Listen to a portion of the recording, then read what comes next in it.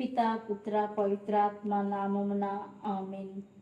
ప్రియ సహోదరి సహోదరులారా, జ్ఞానవాణి ప్రేక్షకులారా, మీ అందరికీ ఇదే నా ఆహ్వానం. ఈనాడు మనము సామాన్య కాలపు 21వ వారంలో ప్రవేశిస్తూ ఉన్నాము. కొన్ని వారాలుగా మనమందరము కూడా జీవాహారం గురించి ధ్యానిస్తూ వస్తూ ఉన్నాము. ఈ వారం ఆ ప్రబోధన అంతిమ దశలో చేరుకుంటూ ఉన్నది.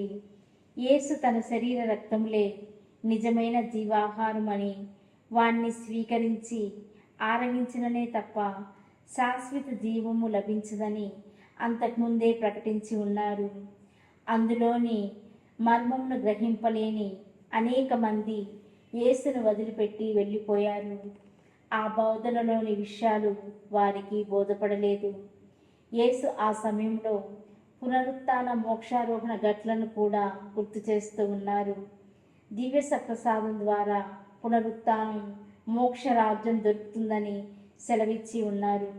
ఇటువంటి రానున్న జీవితానికి ప్రధానమైన మార్గం యేసు శరీర రక్తముల స్వీకరణ లేదా దివ్య సప్రసాదం అని మనమందరము తెలుసుకోవాలి. ఈనాటి సువార్త మనలను ఆహ్వానిస్తూ ఉంది. యేసు తన శిష్యులను కూడా అదే కోరుకుంటూ ఉన్నారు. దాన్ని గ్రహించిన పేతురు చక్కగా ప్రకటిస్తూ ఉన్నాడు. మేము ఎక్కడికి పోగలము? నీవు నిత్య జీవపు మాటలు కలవాడవు. మేము విశ్వసించితిమి. నీవు దేవుని నుండి వచ్చిన పవిత్రుడవు అని గ్రహించితిమి. శిష్యులకు అర్థమైంది, యేసు మాటలో ఆత్మ ఉంది, జీవం ఉంది అని. అందుకే ఆయనను అనుసరించడానికి సిద్ధమయ్యారు. మనము కూడా ఈ సందర్భంలో శిష్యులు కనబరిచిన విశ్వాసంలో ప్రత్యక్షం చేయాలి.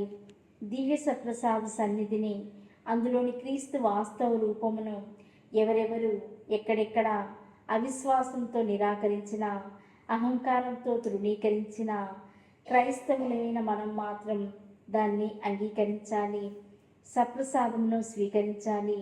ఎందుకంటే ఇదే నా శరీరము, ఇదే నా రక్తము అని స్వయముగా ప్రభువే చెప్పి ఉన్నారు.